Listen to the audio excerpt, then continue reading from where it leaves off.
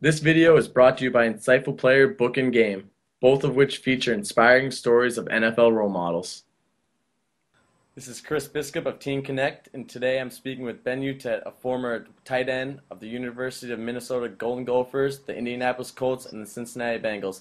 Hi Ben, thanks for taking the time to speak with us today at Team Connect. No problem. This is exciting. Thank you.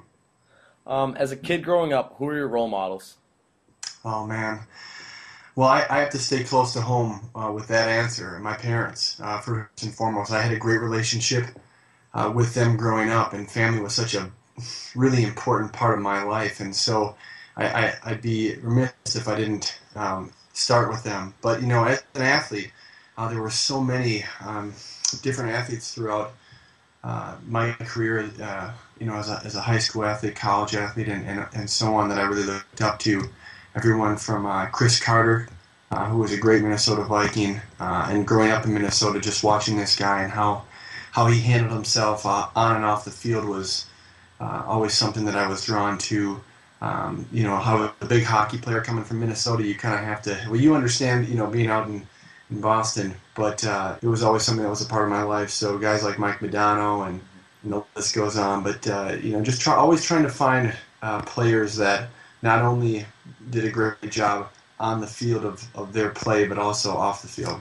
How did you choose to play your 4 years at the University of Minnesota? I always wanted to play in Minnesota. I think that being a part of my home state and in front of all my friends and all my family was something that I knew was going to be very special, and it was. It was, hands down. And I had a number of different opportunities to pursue other Division I schools across the country, but I always knew that I wanted to stay home, and I also understood that the road to to the professional football is one that is based on talent. So it didn't matter if I was a Gopher or if I was a Buckeye or if I was somewhere else across the country. If I was good enough to play at the next level, I would, and I knew that, and that's why I really chose to stay home. Injuries hurt your chances of being drafted, and you went undrafted out of college. But fellow alumni Tony Dungy scouted you and then signed you in 2004 as a free agent. Can you just share the stories that Tony Dungy, what he's meant to you in your life? Absolutely. I mean, I really consider that one of my miracle stories, I like to call it, because, I was a highly touted tight end in college, always a preseason All-American, was supposed to be highly drafted in the first or second round, and really it was all taken away because of an unknown injury called a sports hernia, which is now something that is widely seen across sports, and unfortunately it took me out of the draft. But 2 months before that draft, I had a chance to speak with Tony Dungy at an event at the University of Minnesota, because he was also a former Gopher.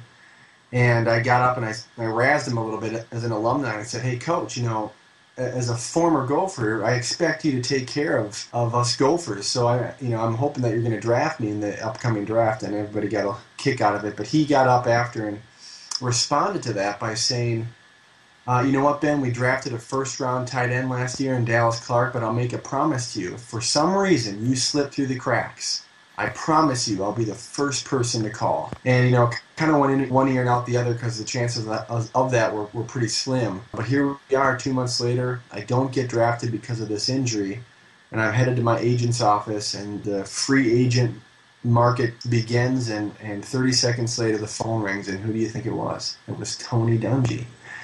And he called along with Bill Pauline, the general manager, and they just said, we didn't think this was going to happen. We know how talented you are when you're healthy, and so we want to give you that opportunity. We're going to get you surgery. You don't have to play the first year at all. Just get better, and we're looking forward to seeing you as a Colt. And 3 years later, I'm one of the starting tight ends on a Super Bowl championship team. So, I mean, it truly was a miracle on how I was able to still make it into the professional arena of football. Catching balls from one of the greats, right behind Tom Brady, as I like to see it. Must have been a great honor. Can you just talk about what Peyton's done for your career and his work Sure. ethic? Did he instill some of that into you? Absolutely. Well, I'll start that by saying, playing for the greatest quarterback to ever play in NFL was very exciting. But, here's the thing about guys like Peyton and Tom Brady. They're students of the game. They continue to try to improve themselves. They never get comfortable. And I learned so much from Peyton about work ethic and how to approach the game intellectually. And I think that the best quarterbacks in the league right now are the guys that you see who know the game, who study the game harder, who understand the strategies behind an offense better. And clearly, Peyton is at the top when it comes to that. So being with someone like him really helped me grow as an athlete. What did it feel like winning a Super Bowl after working so hard? And what did it feel like to finally reach the paramount of the NFL?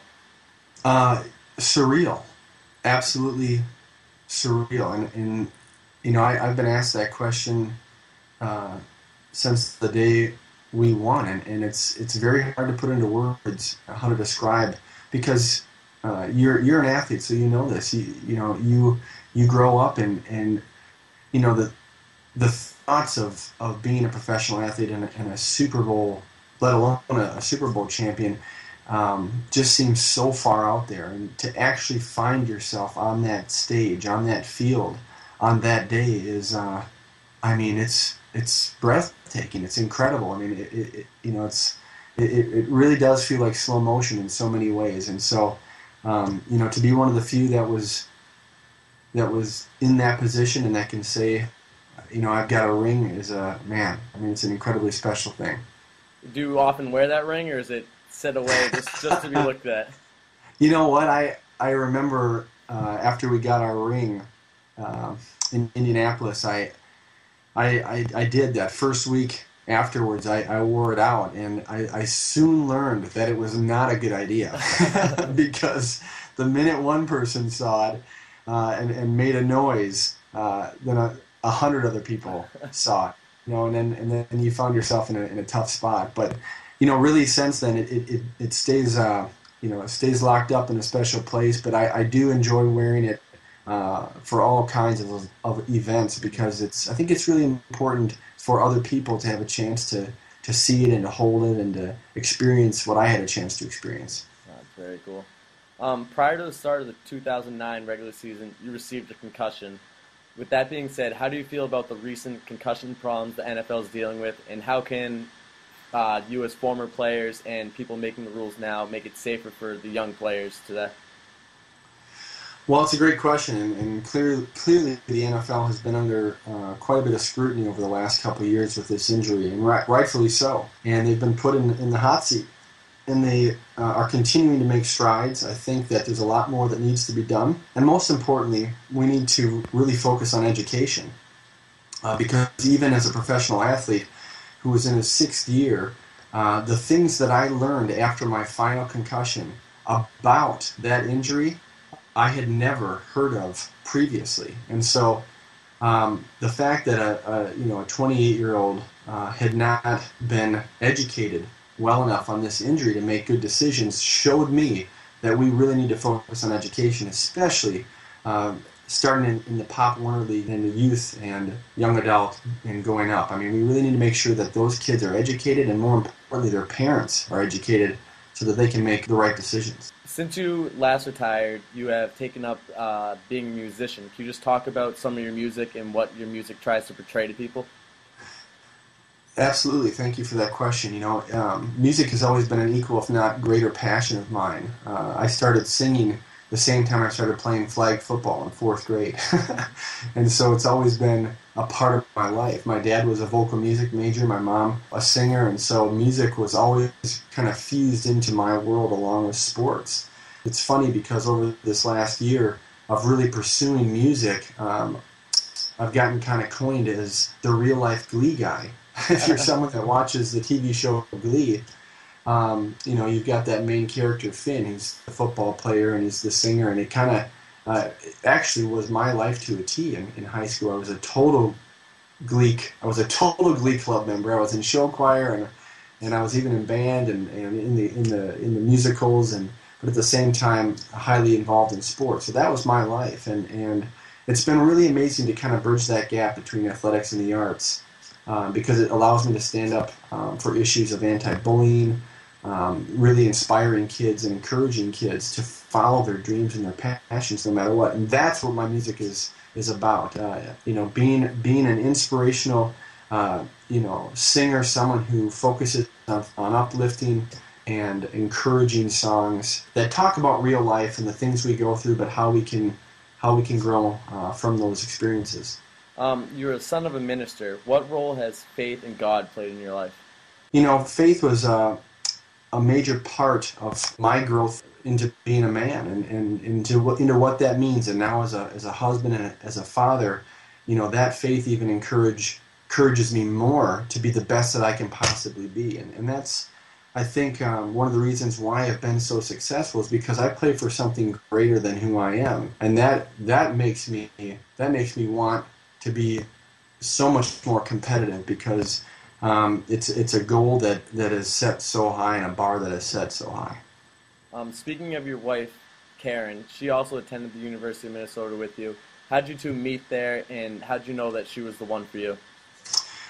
Well, my wife Karen, she is an amazing athlete. She was the captain of the golf team at the University of Minnesota, and so we met through the athletic department, really, and through FCA, which is a local group. And it was great because we really had a chance to become friends over a number of years before we started to seriously date, and then it was just a quick transition. But I do have to say, one of my greatest lessons in humility has been playing my wife in golf, because I get smoked every single time I step out onto the course. I mean, she's a scratch golfer, and I'm lucky to break 90. So I'll tell you what. But I've learned a lot through those moments, getting whooped by a girl. Not always easy to swallow. Yeah. You are a valued member of the Insightful Player team. How do you feel about the Insightful Player initiative and its mission to the youth? I mean, I think it's fantastic. I think, it's focusing especially on players that have been given a platform and are doing great things with that platform and are being an encouragement to young adults. And I think that that's so important, because I think being a mentor, being a role model is written into every professional athlete's contract. I believe that. That's how I always looked at it. And so anything that we can do to encourage, inspire, motivate, educate our youth in all of their passions, whether it be music, whether it be sports, whether it be academics, we have got to do it, because the generations to come are who are going to forge our futures, and we need to pour our time and our energy and our hearts into them. And just a personal question here, with Peyton Manning leaving the Colts and Andrew Luck coming in, how do you think that transition is going to be for them? Well, I think it's gonna be a slow but steady and great transition. I think one of the things that Jim Irsay, the owner of the Colts, really stuck to is that he was gonna make major change, and he did. Not only Peyton is gone, but Dallas Clark and Gary Brackett, and the list goes on. Start Jeff Saturday, All-Pro center, Joseph Adai. I mean, they really cleaned house there to start over and to start fresh. And if you go back years, you'll see that that's exactly what they did when they brought Peyton in, and you can see the result of that. So they chose the right quarterback. If they have the right coach is yet to be seen, and how Andrew Luck is going to grow and mature is yet to be seen. But I think that they've got a good foundation to start with. But I got to tell you what, man, I've become a Broncos fan overnight. I can't wait to see. I personally think Peyton is gonna step out and just shock the world. I mean, I don't think he's a Brett Favre or goes into the list of some of these quarterbacks that are just going to kind of come back and flop. He's too smart for that. He wouldn't come back and tarnish his legacy if he didn't know that he could do it. And I know him that well to say that. And I'm excited to see what he's going to do. Well, thank you for sitting down and talking with us today at Teen Connect. And if there was one message you could give to kids, what would it be? Follow your hearts. Don't let anybody tell you otherwise. Fight for what you believe in. Because I promise you, if you do that, great things will come, and you are really going to love who you become. And that's extremely important. Thank you again for sitting down with us today, Ben. It was great talking to you. Yeah, you too, bud. Want to hear more of your favorite NFL players? Just go to www.insightfulplayer.com. At that site, you can order the Insightful Player book and play the Insightful Player game for free.